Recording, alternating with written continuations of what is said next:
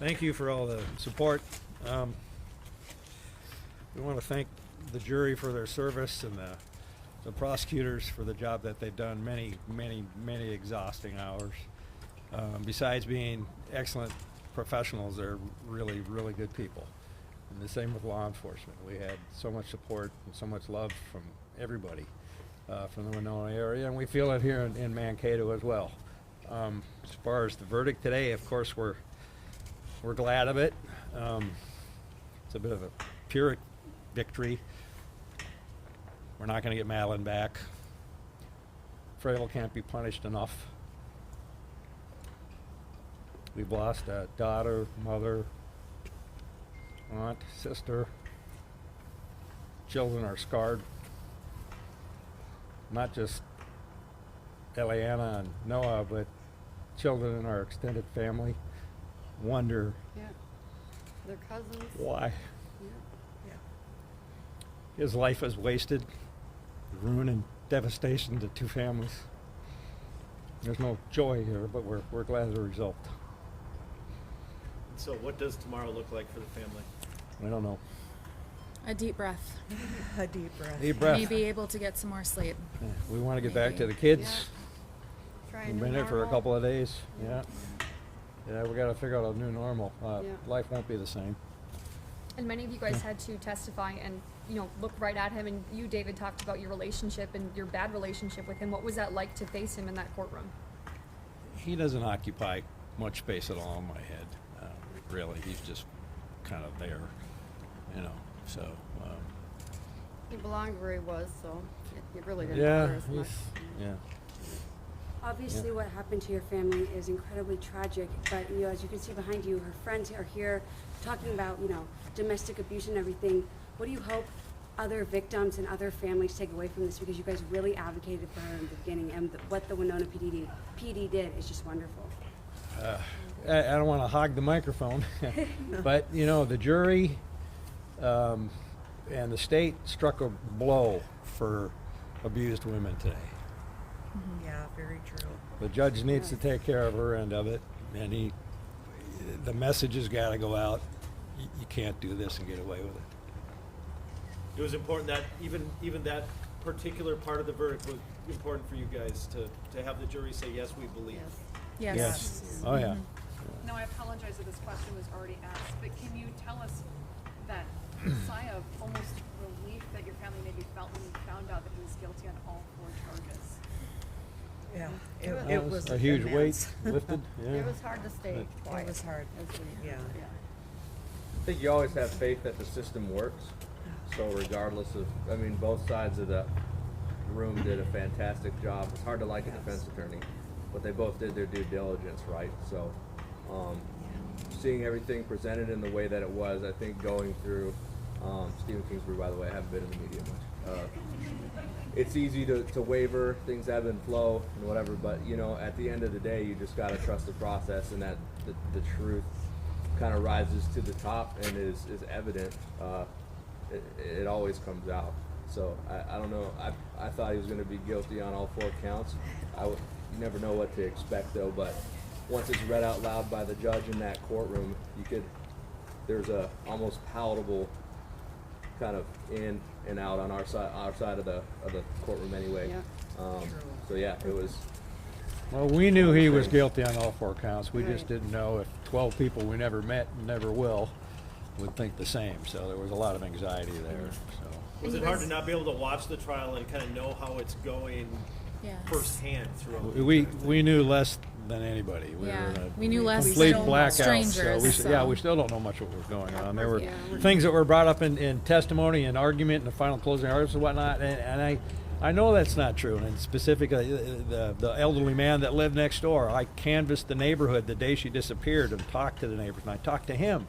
And he told me that Adam Fravel was in the driveway, backed the car in and waved at him. And he remembered it because it was unusual, because he never waved at him before. And all of a sudden I find out later, after it was too late for me to even tell the prosecutors about it so it could be introduced, that guy talked to me about Adam Fravel specifically, and now it's some mysterious slender man. So yeah, being not part of the trial process certainly had its drawbacks.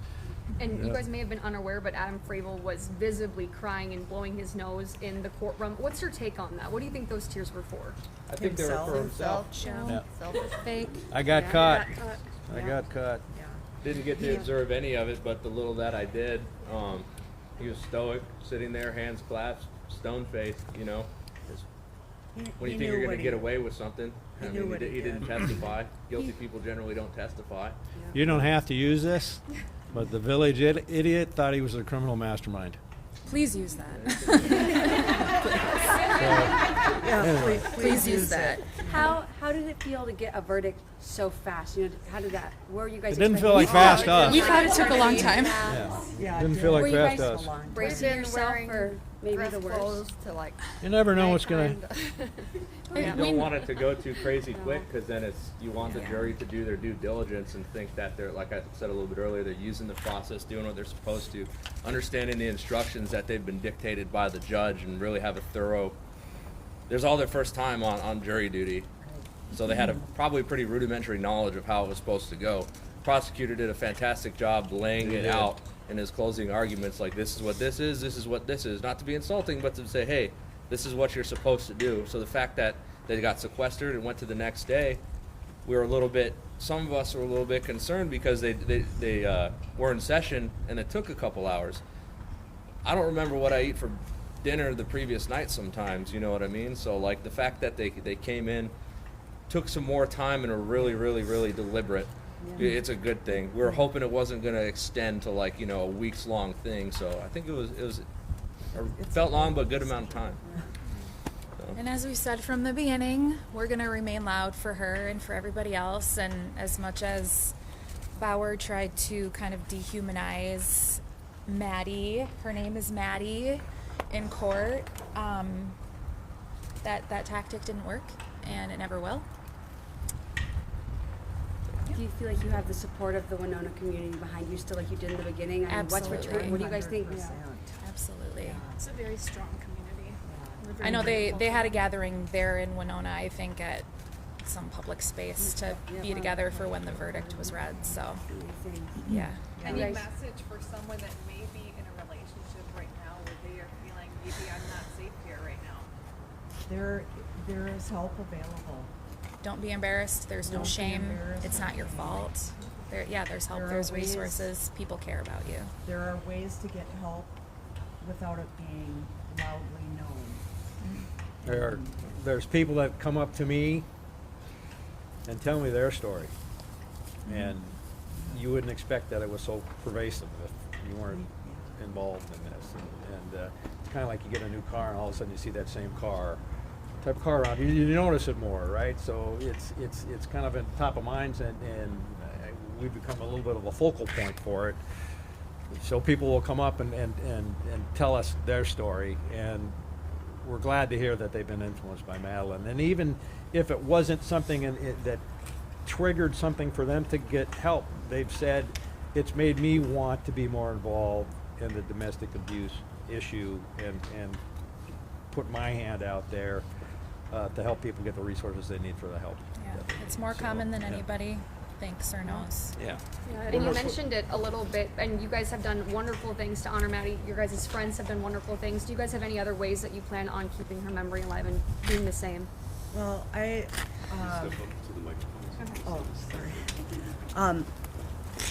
have plans, along with family support and her droves of beautiful friends, to start a Madeline Kingsbury Foundation. And part of that title will also include Where Joy Trickles In. It's a beautiful poem that I know Maddie's dad has referred to quite often during this whole process, because we're in the process of finding joy. It does trickle in, and there is hope. And part of our work with the foundation will involve education, support, links to support people. So her name is going to carry on. for a very, very long time. And we're going to be happy to keep spreading that message. Another question for the family regarding the friends. You know, you hear about missing person cases that the police don't get right on it right away for various reasons, but I think some of the friends made sure, who were in Winona and close by, that the police were put on the right track on a very right from the Yeah. beginning. We can set the record straight on that, yeah. There's been different things out there that. Speak to the role that her friends helped play in ultimately getting this conviction. What didn't they do, I guess? You know, it was hard from, you know, we don't live in Winona, we were hours away, so as soon as they heard something was wrong, everybody rallied together. Everybody was asking questions, contacting law enforcement, providing resources, making websites, Facebook pages, getting groups gathered together to go out and search. I mean, her friends, sorority sisters, everybody is incredible, and many people don't have that experience, so I think we're very, very lucky. You've done a lot of kind of your own coverage of this since the beginning. Like, how does it feel to kind of be at the end of this and get to tell people that have been following you on social media with this, being like, we got the answer we wanted to hear? I guess it's satisfying in a way because those people aren't here to see it, so I just getting a lot of support from, again, strangers who care. But yeah, it's kind of, it feels good, I guess, to just spread the word. Yeah. And without getting too detailed or too personal, you know, a lot of people that have been watching Maddi's story and keep following along with it have wondered how her two young kids are doing. They just lost both of their parents now. You know, in just vague terms, how are the two kids doing? They're doing excellently. I mean, they're so resilient. Most days you wouldn't even know that they've had this kind of traumatic thing happen in their lives. Obviously that's gonna ring more true to them as they get older and they can comprehend more. I mean, they were 2 and 5 at that point, and they're 3 and 6 now. They're very happy. I think you guys would. Very happy. Yeah. I think it, you know, is a testament to the support and love that is within the family and the friends for these kids. And I think it's important for all of us just to continue to talk about Maddi with them and share the good memories with them. And, you know, I think we're all pretty good with that. I'll tell you, for personal use, not for publication, a sad story. My sister was in town recently helping us while we were gone to look after the kids, and she put my grandson to bed and read him a book, and they were talking about mommy, and my sister said, well, you'll see mommy again someday. So Noah's like 3 and a half, and he said, yeah, but she'll know me because I was just a baby. That's the hurt he's caused. It's generational.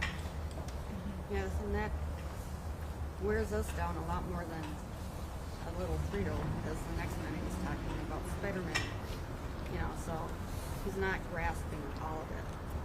Yeah, they can, which is a blessing in a way, but yeah, they'll have to deal But with it it. sure hits us hard.